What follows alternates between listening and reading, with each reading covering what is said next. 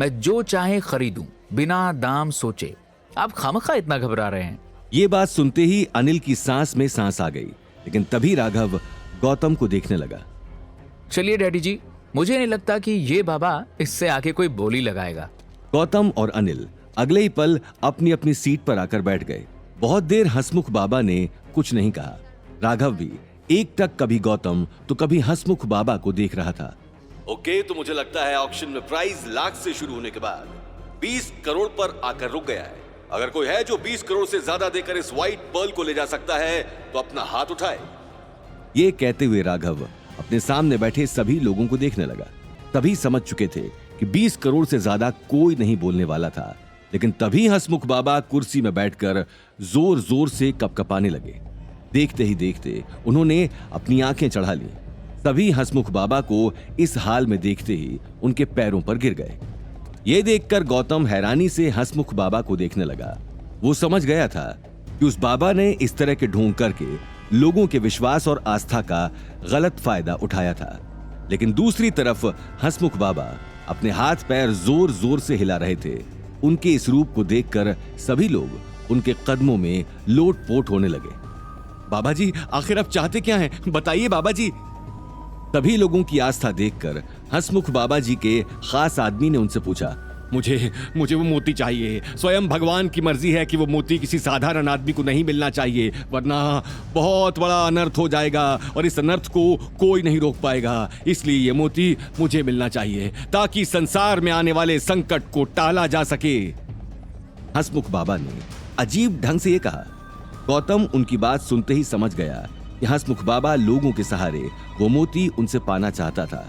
वहीं सब लोग इस बाबा की बात सुनकर एक दूसरे को देखने लगे।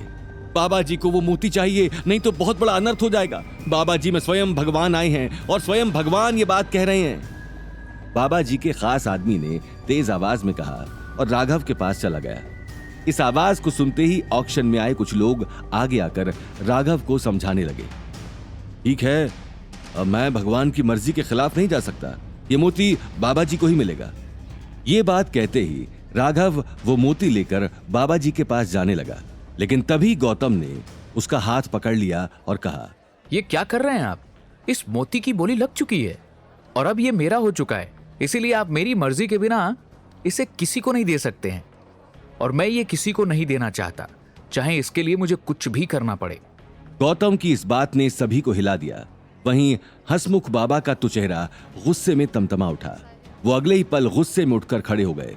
अनिल उन्हें गुस्से में देखते ही गौतम के पास आकर खड़ा हो गया। वहीं यशवंत भी डर के मारे हंसमुख बाबा के पास आकर खड़ा हो जाता है। वो बहुत देर से चुप ही बैठा था, लेकिन हंसमुख बाबा की बेइज्जती वो भी सहन नहीं कर पा रहा था। सभी लोग समझ गए थे कि अब कुछ बहुत बड़ा होने वाला था। तू नादान मनुष्य, तुझे कुछ पता नहीं चल रहा कि तू क्या बोल रहा है और किससे बोल रहा है। भगवान तुझे तेरी गलती के लिए माफ नहीं करेंगे। तुझे तेरी गलती की सजा अभी और इसी वक्त मिलेगी। हंसमुख बाबा ने गुस्से में तमतमाते हुए कहा, लेकिन गौतम की आंखों में डर का नामो निशान तक नहीं था। वो तो खड़ा खड़ा मंद मंद मुस्कुरा रहा था। बाबा जी, भगवान अगर आपके अंदर आ गए हैं तो इससे बड़ा अनर्थ क्या हो सकता है? अब और कितना झूठ बोलोगे आप? इससे पहले कि गौतम अपनी बात पूरी करता, हंसमुख बाबा गुस्से में यशवंत को देखने लगे। किस पापी मनुष्य को अपने साथ लाए हो यशवंत? ये जानता नहीं है कि ये क्या बोल रहा है और किससे बोल रहा है। ये पापी है, इसलिए मुझसे इस तरह से बात कर रहा है कि तुम्हारा तो क्या किसी का भी भला नहीं कर सकता, क्योंकि ये अपने पापों में लिप्त है। ये सिर्फ लोगों के पैसे लूटता है। हंसमुख बाबा ने गुस्से में अपनी बात खत्म की और आसपास खड़े लोगों को देखने लगा।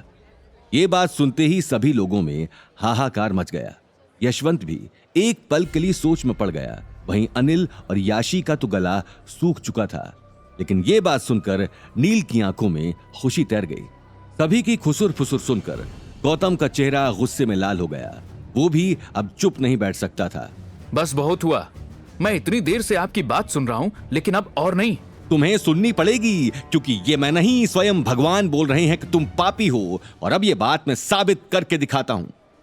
हंसमुख बाबा ने गुस्से में कहा और अपने खास आदमी को देखने लगा। वो आदमी अगले ही पल चेयर पर रखा एक बैग ले आया जिसमें अलग अलग तरह की डिजाइन्स बनी हुई थी। सभी हैरानी से उस बैग को देखने लगे। इस बैग में एक फल है, मैं उसे बाहर निकाल रहा हूं, आप सभी एक बार देख लीजिए। ये कहते हुए हंसमुख बाबा ने एक लाल एप्पल बाहर निकाल दिया। तभी बिना आंखें मूंदे उस एप्पल को देखने लगे। गौतम उस एप्पल को देखते ही समझ गया कि आगे क्या होने वाला था, लेकिन वो बिना कुछ कहे हंसमुख बाबा को देख रहा था। वहीं दूसरी तरफ यशवंत का दिल जोरों से धड़क रहा था, क्योंकि उसने गौतम पर बहुत भरोसा किया था। आगे की कहानी जानने के लिए देखिए अगला एपिसोड सिर्फ पॉकेट एफएम के यूट्यूब चैनल पर और रॉयल वारिस के सारे एपिसोड्स को सुनने के लिए डिस्क्रिप्शन में दी लिंक से डाउनलोड करें पॉकेट एफएम ऐप।